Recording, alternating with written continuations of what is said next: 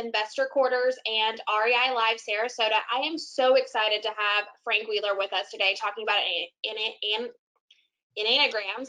I one day will learn how to say that.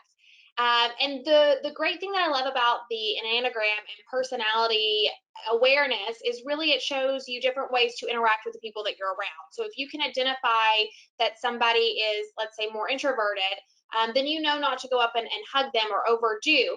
But on the same turn, if you know that you're an extrovert and you're going to be loud, you kind of can gauge and mirror and match people on that. And I understand that the Enneagram is a little bit different than that, and you can't change your personality, but I cannot wait to have Frank dive into the different personalities, as well as how to interact and what telltale signs of each number is for them. So without further ado, I'll let Frank take it away.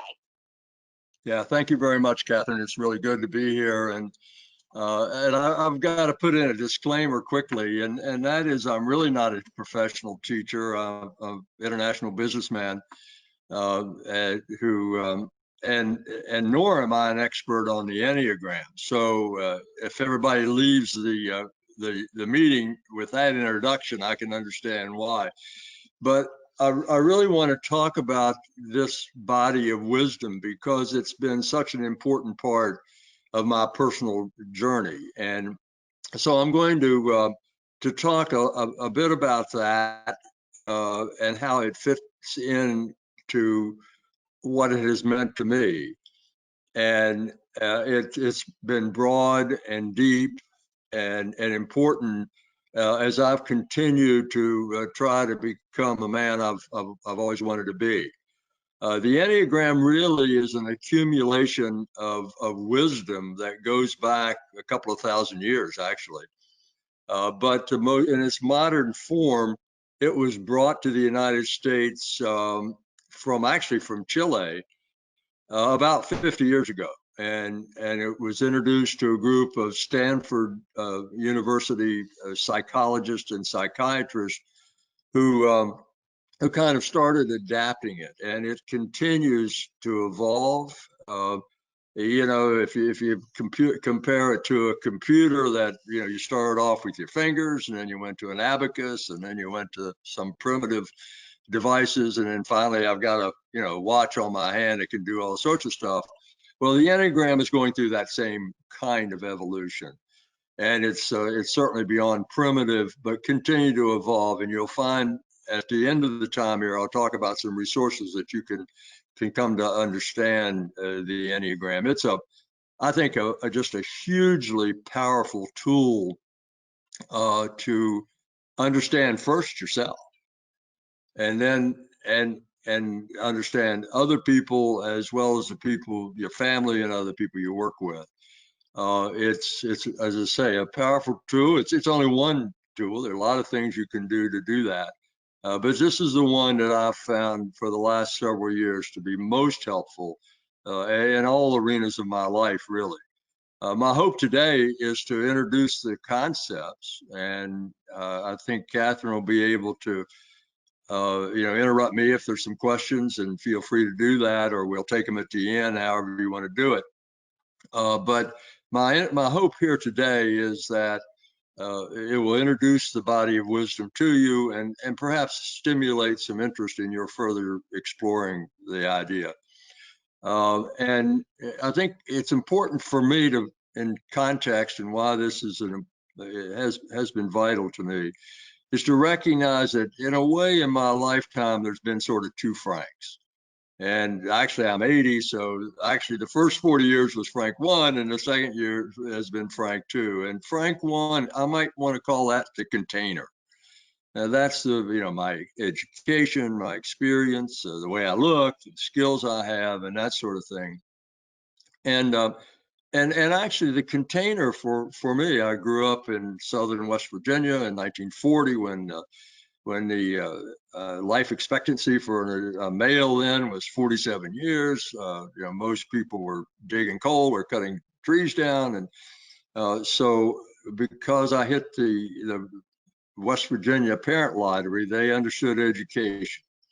And so I really set out to take advantage of that. And I thought that money and power and image really was the key. In other words, my container was the key to my happiness and quote success. As time went on, I found out that was fleeting at best. It seemed like everybody had a little better job. Somebody had a little better job. A little nicer house, nicer car, made more money, but I continued until about 40, really saying that my interest was money and power and image, and at one level, if you looked at my life, that seemed to work. But there was a huge disaster at age 39, and that is I faced acute addiction, and that started me thinking a little bit about what I want to do different. I'm not in any way depreciating the idea of material and worldly success. I've had a wonderful life in that regard. I've got cars that run, and a wife that's stuck around, and kids that talk to me, and that, I'm not depreciating that at all. But I'm saying that there's more. And part of what's more for me, I could call the content of my container, the kind of man that I am, what's really important to me. A person that has some compassion, some tolerance. I think for a long time, the best way for me to describe the way I lived was like a big boat going down the intercoastal waterway. I was powering forward and not even looking back to see this huge wake that I left in the back, turning over kayaks and messing up the mangroves. So it was important for me, as part of my looking at myself and doing life differently, to start looking at the content. It was important also for me to have read sometime along the line that when we make a choice, that about 25% of what we use to make a choice is actually rational. That's what we really think about. About 75% is reflex based on fear, on anger, on recklessness, on overconfidence, or whatever. But there is a mass of reflexes that actually control your choices much more than the rational thinking. And so that's, again, what I'm trying to do, is to say, let me try to understand Frank and others in ways that will allow me to move that 75% reflex down. So I'm making more rational, more understandable choices. The Buddhists have a saying, if you will, of wipe the mirror. When you go into the bathroom, when the mirror's all fogged up, you look in the mirror and you can't see anything. So what you need to do is to wipe the mirror. In other words, clear it off so you can act, the metaphor of actually being able to see. And that's really what the Enneagram helps you do too. It helps you to wipe the mirror so that you can look at yourself and others in a much more rational way.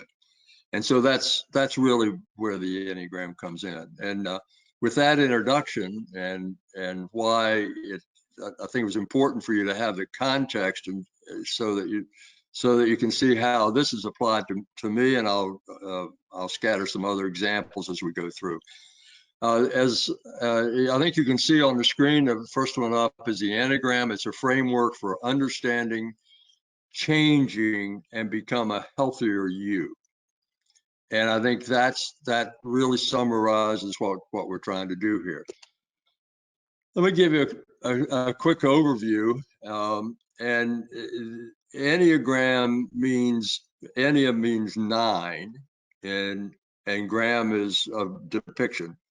So the Enneagram means that there are 9 distinct ways for you to get security, affirmation, and control. And most of the time, those 9 ways are in fact numbered 1 to 9. Sometimes they use different words, and we'll talk about those in a moment. For kids, when it's taught to kids, they use animals, elephant and teddy bears and stuff like that. But there's not any implication that any one number is better than another. And what it means is at about the time, by your early 20s, you have a dominant type, a dominant number. And that's a result of your DNA and the result of your life experiences to that point. There's no hierarchy.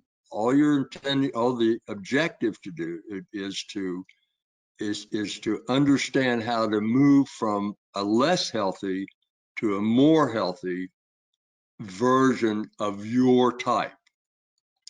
Now, healthy people will have a little bit of all the types, but a person by their early 20s will have a dominant type. So there's 9 distinct ways to get security, affirmation, and control. There's a couple of things that are useful, I think, as you look at these 9 numbers in general, and we'll go to them more specifically as we go through the session. But there are 3 different orientations to time. 3 of the numbers are oriented to the future. 3 of the numbers are oriented to the present, and 3 of the numbers are oriented to the past. For instance, my number is oriented to the future, and so I could be 3 days from now, and that was actually a plus in some respects. But 3 different orientations to time are useful understandings as you think about your type. There's 3 different, what the Enneagram wisdom calls centers of intelligence. When we're reacting to the world, we react using 3 different intelligence centers. We react by feelings, we react by thinking, and we react by doing. And again, the 3 numbers have different ways of generally, people will be underdeveloped in one of those centers of intelligence. So that, for example, for me, I'm really underdeveloped in feeling, and I can think and I can do, I just don't feel. And other people might, think but not feel or do. So centers of intelligence is another idea, and the different types have different energy levels. A couple of them have almost unlimited energy.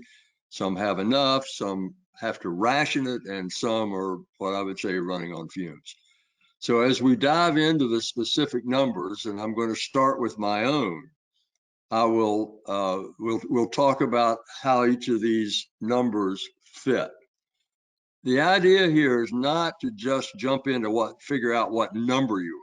It's to understand enough of the thinking behind the Enneagram and its depth of wisdom to be able to understand you at a much deeper level. It's not just saying I'm a number 1, and so that's that.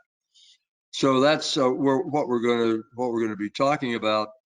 I'm going to go to Enneagram 3, which is me, and the names that people have besides Enneagram 3 are things like achiever, performer, or doer.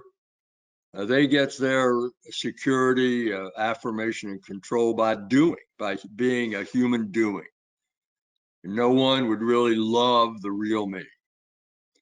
And that was me. I was absolutely sure, when I bring home some good grades, I get some kudos, and I get, love was sort of something that you earn like a paycheck. And so I was a human doing, and it was very important for me to do well. A snapshot of a number 3 is when they're healthy, they can get things done. They're with balance and authenticity. When it's unhealthy, images everything. They'll take shortcuts on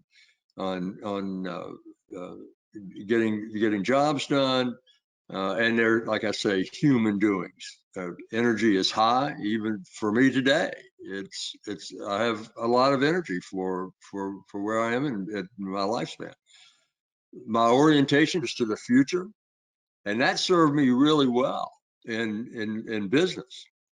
I would because I could get a lot done. I could really figure out what needed to be done and get it done, and anticipate problems and that sort of thing. I would be my underdeveloped center is feeling. So I can think and I could do, but I didn't use feelings as a way to process to the world. And I'll give you an example of that just so that you can understand a little bit of the idea of the centers of intelligence.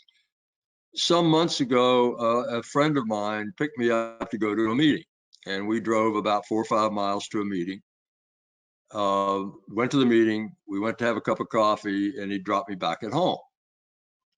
And during that time, the guy almost killed me 3 times.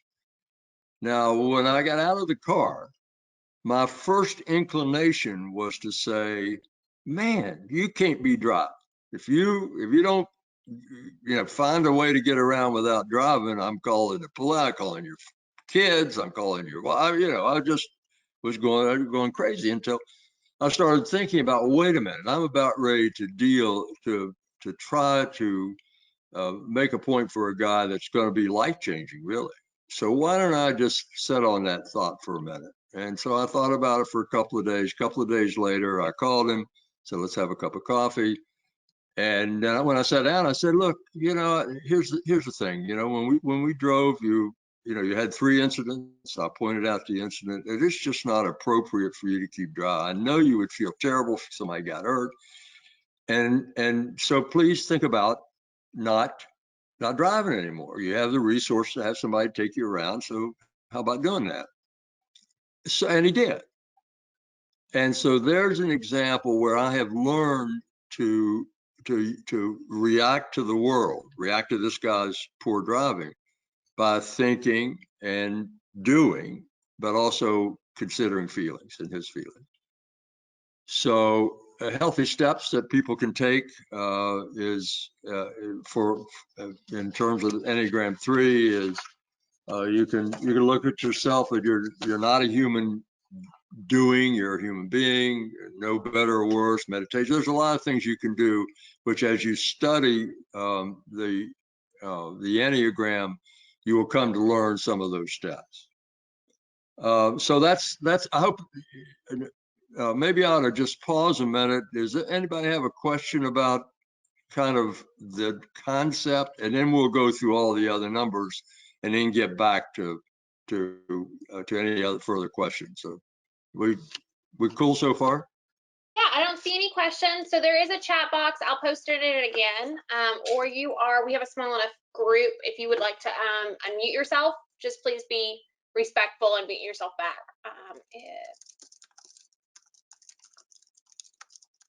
Okay, we good? Mm-hmm.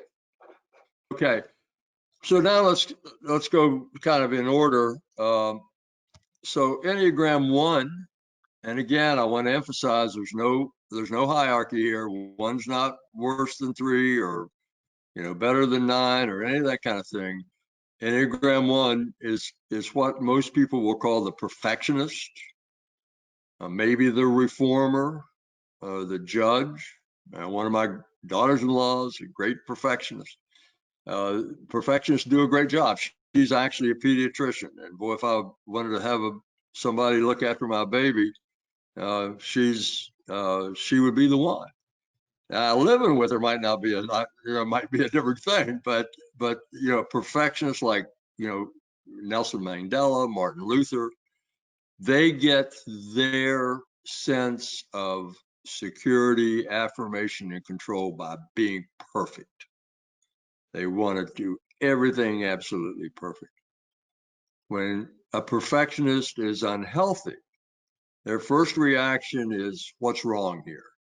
Walk into a room, what's wrong here? There's some dirt on the floor. They will micromanage and control. But when they become healthy, when a perfectionist becomes healthy, then they really can have a life of service, integrity. They forgive themselves and others. Their time orientation to time is the present. They know right what's going on right now. They're very much in the present, very mindful. They are undeveloped in terms of thinking. Not that they don't think, but that they don't think. They think about what's wrong. They don't think about in broader terms. And so there are things that perfectionists can do, learning to say what's right here, recognizing that the world is gray, recognizing that you don't have to be perfect to be good. So that's Enneagram 1. Enneagram 2 is what's called the helper or the giver. They make the world better. Mother Teresa and Desmond Tutu are probably 2s. They get their security, affirmation, and control by knowing and meeting the needs of others. When they're healthy, they're generous with their time. They know what's theirs to do. They're loving and lovable. They generally have a world of friends. When they're unhealthy, for an example, they give help whether they're asked or not, and tend to be kind of codependent. They've got enough energy. Their orientation to the time is the present, and the underdeveloped center of intelligence is thinking. Now, that doesn't mean they don't think, but what they do think mostly is what's going on in the room. What are people thinking of me? And rather than a broader application of in thinking. They'll be thinking 85% of the time on relationship. So Enneagram 4 is called the individualist, the romantic. They're creative and honest and have a great sense of beauty.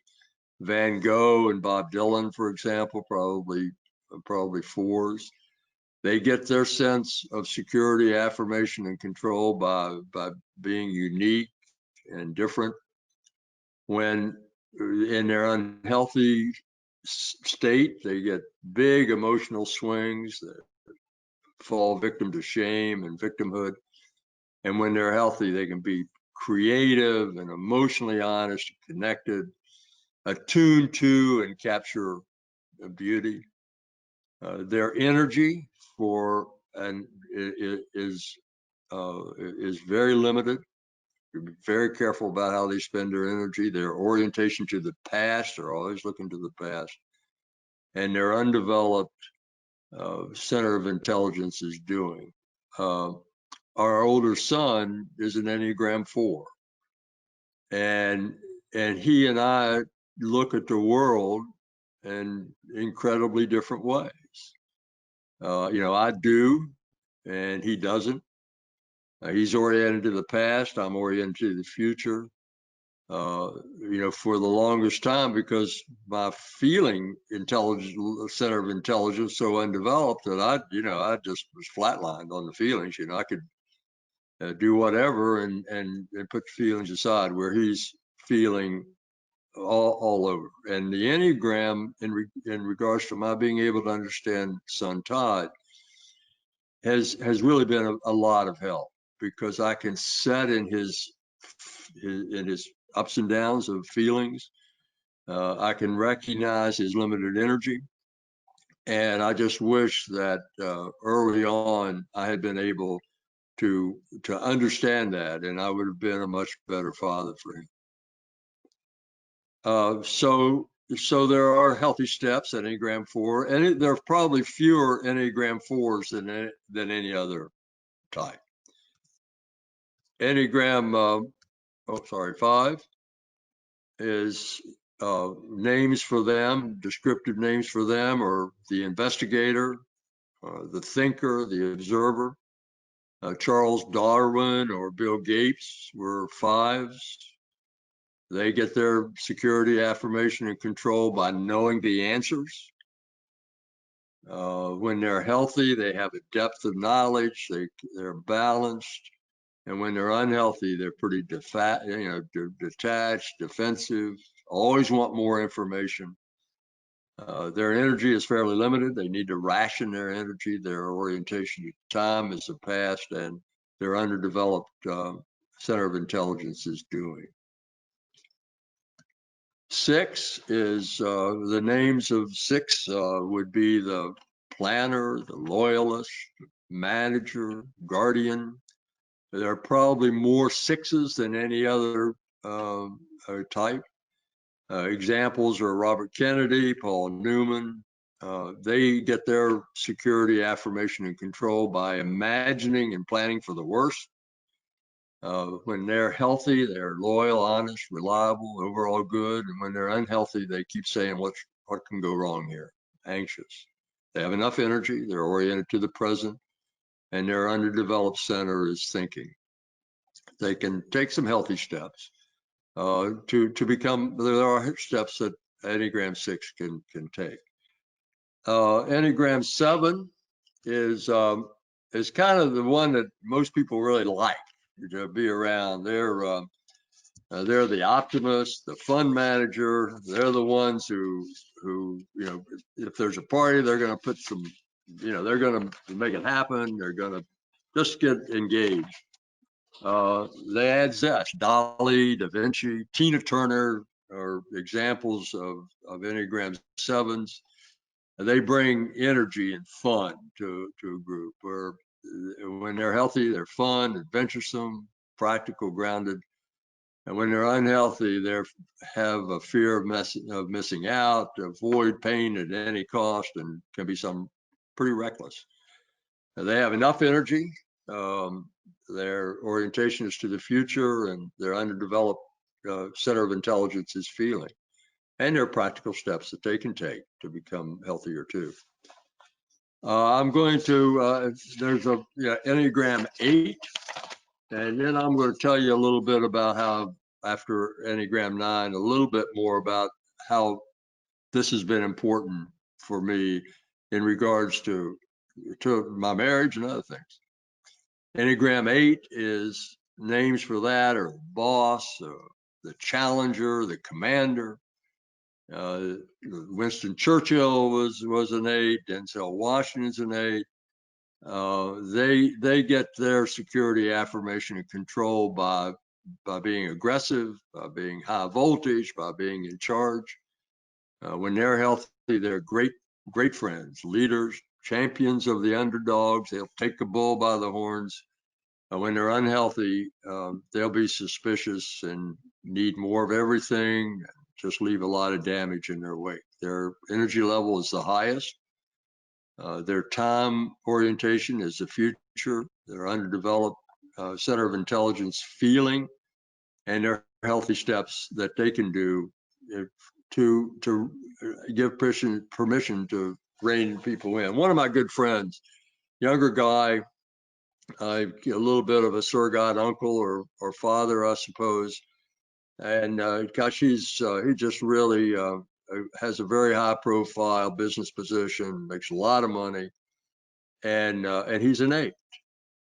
And for a long time now, he's given me permission to rein him in, so I can say things to him that probably no one else can.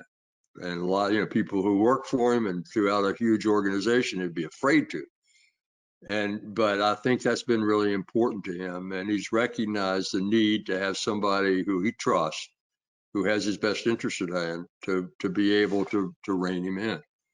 And I think 8s need to get ready, ready, aim, fire in the right order, not fire, ready, and aim. So there's a lot of things that 8s can do. Finally, 9s are called the peacemakers, mediators. They bring people together. The Dalai Lama, a 9. Abraham Lincoln's a 9. My wife is undoubtedly a 9.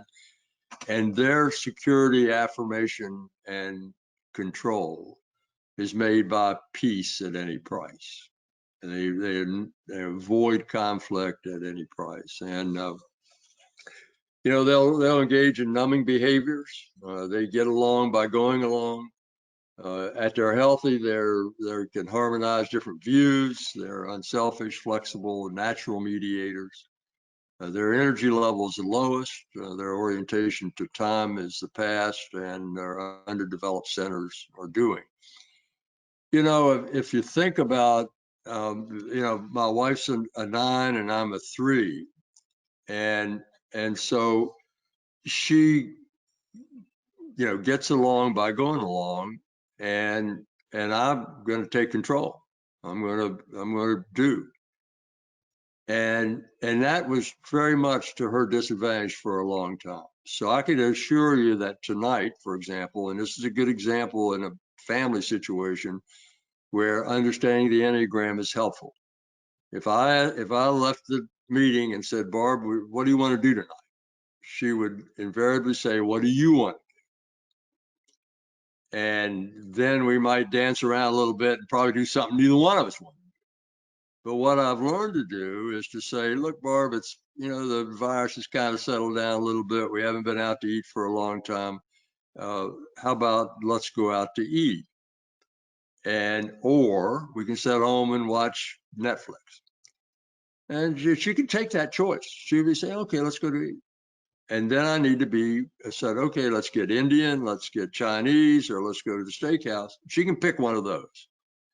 Where if I didn't understand the Enneagram, then I wouldn't be able to approach things that way.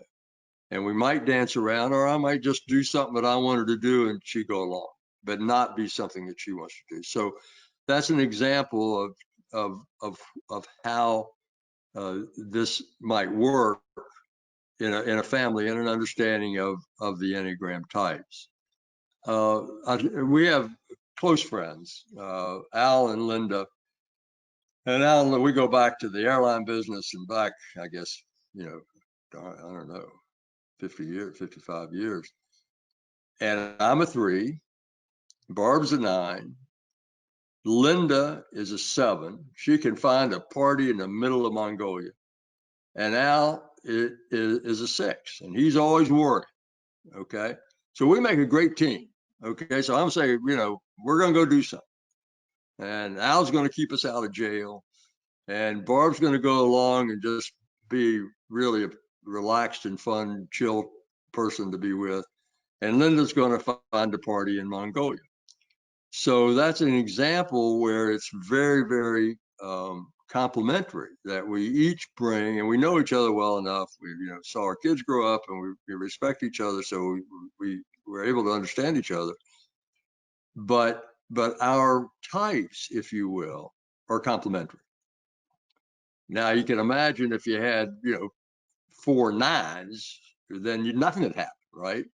And if you had 4 8s, everybody would be trying to be in charge, and if you had 4 4s, then all the emotions would be all over the place, and God knows what would happen. It'd be 2 suicides probably. So understanding the behaviors when you put together a team, and I use just the example of Al and Linda and Barb and I taking a trip, for example, where those types come together in helpful ways. Okay, so let me just suggest or say where might you go from here, and then let's talk if have some questions and answers. You might say, oh, this is a waste of time. Sorry, I sat through it, and besides that, I could mute and go about checking my emails or something. So maybe you're like that, and if that's the case, maybe sorry. But what I would encourage you to think about doing is to consider how this body of knowledge might enhance your life and the life of those around you, your clients, the team you work with, and that I would hope that you'd think about sticking your toe in the water. It's not, as I mentioned, not about knowing your number. So forget online tests. I spent I thought I was 2 other numbers before I figured out what my number was. And I studied it. I went to a couple of seminars, and it turned out that my number really was the number that I didn't want to be. That was probably the way I knew I had my number. But I'm going to to suggest here in just a moment some bibliography. So there's a really good book called The Road Back to You, which is easy to comprehend. There's some great podcasts, which I will also give you a reference for. I try to find some people to explore some ideas with you. I'm happy to give you my email, for example, if you want to bat back and forth. Some other participants in previous sessions like this, Catherine, as you probably know, we bat back and forth. And I think try to gather the courage to wipe the mirror. Try to say, okay, this, let me get a clear enough view of me to say what really changes can I make to improve the content of my container. And I'll tell you, what I found out is I need to strap in, because I was in for a hell of a ride, and it was propelled in large part by the Enneagram. Other work that I'd done too, for sure. Meditation had a big role in it, but this has been a great body of knowledge for me. I'm going to jump to the resources. The Road Back to You is a book that's available in paperback and all sorts of ways. There's a podcast by the co-authors of The Road Back to You. It's probably a couple years old, but there's I don't know, probably 30 or so episodes.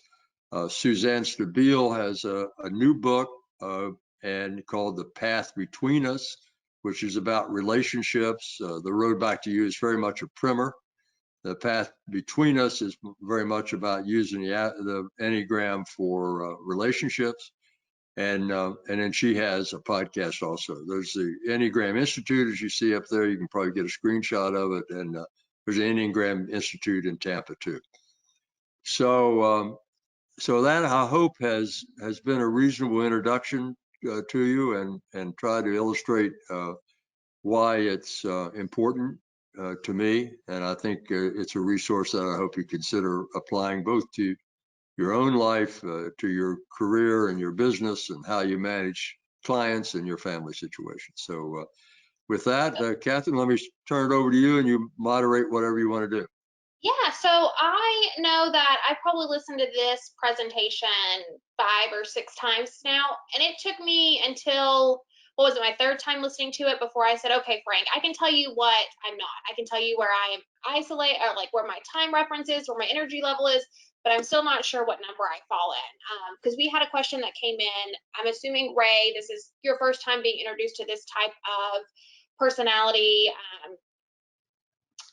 analysis, I guess is the correct term, or a term for it. I don't know if it's correct or not. And he was asking if there were going to be questions that people could ask themselves. And you suggest that people kind of steer away from those online tests that we're used to having for personality. So how do you suggest people really start that self-reflection to find their number? Well, I think The Road Back to You, the book by Ian Cronin and Suzanne Stabile, is really a great way to start. It's a very readable book. It summarizes the characteristics. And I would characterize the Enneagram as a personality test on super steroids. And I've only touched on the on the surface of how broad and deep the wisdom is. So I would start with The Road Back to You. It's a fairly easy read if you learn by reading. That's a really quick way to do it. If you learn by listening, I'd start with a podcast. Either Suzanne's podcast, the Stabile podcast, or the Cronin and Stabile podcast. Go back to number 1. Go back to the first episode. They're all available wherever you get your podcast. And if you learn by listening, that's a good way to do it. And if you learn by being shown, the Enneagram Institute of Tampa has seminars.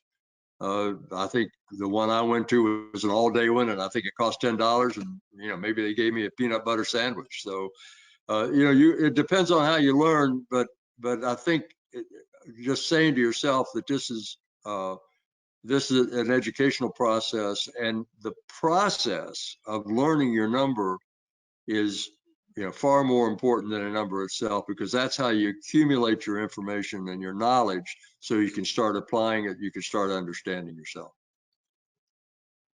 And Frank, why do you feel like it took you so long to find your true number? Well, I think part of it was, even though, part of my life for 40 years now has been a fair amount of self-reflection and trying to understand, the addictive part of my nature and what things I was doing that created those addictions. So I came at this from a history of being able to be reasonably comfortable with self-examination. And I had some friends around who I was comfortable with in being honest about it. But I think when I really started wiping the mirror within the context of the Enneagram, then I saw how much I was prone to exaggeration. I'm glad you didn't ask me to, recount my business successes, because there'd been enough lies in there to, or exaggeration. But I had to look at some of those things and wiping the mirror, even though I'd done that in a lot of ways, was painful. And so when I really looked at some of the characteristics of a Enneagram 3, I didn't like that. There's embedded in that some dishonesty and exaggeration and shortcuts that were just too much me. So I needed, it took some courage, actually, for me to do that. And then finally, when I got through it and was able to do that, then I could focus in on it. But I'm a slow learner too, so you and other people out there probably wouldn't take that much time. I don't know about that. It's all about being honest with yourself, which I think is Right. true. And I think too, everybody, is that what the Enneagram, I think one of the powerful aspect of it is that it really helps you look at the motivations that cause you to do things. So I may, on the surface, I may look like I'm doing X, and a couple of other numbers doing the same thing, but the motivations to do that are very different. And so understanding the motivations then allows you to make the changes that keep, all the wake down to a minimum, that you're capsizing all of the relationships and other self-destructive things. There has been so much to take away, so I hope that everybody learned something. I know that there's quite a few men on this call, so if you didn't take away anything except for how to decide what's for dinner, that is the best advice. I am not Barb's number, but that would work for me very well. So definitely choices. All girls love choices. Just let us make a decision out of those instead of making us decide straight out. So that's funny. I love that. That's the best story. Okay, cool. I don't see any other questions coming in. So Frank, thank you so much for joining us. I really appreciate it. I love these calls. I will get the recording up on our YouTube channel, which is RAI Live SRQ, for you guys to search it. I would say no later than Thursday morning. So you guys can join on and look at that on Thursday morning, okay? Thank you so much, Frank. Okay, good to see you. Thanks everybody for putting up with it. No, see ya. you.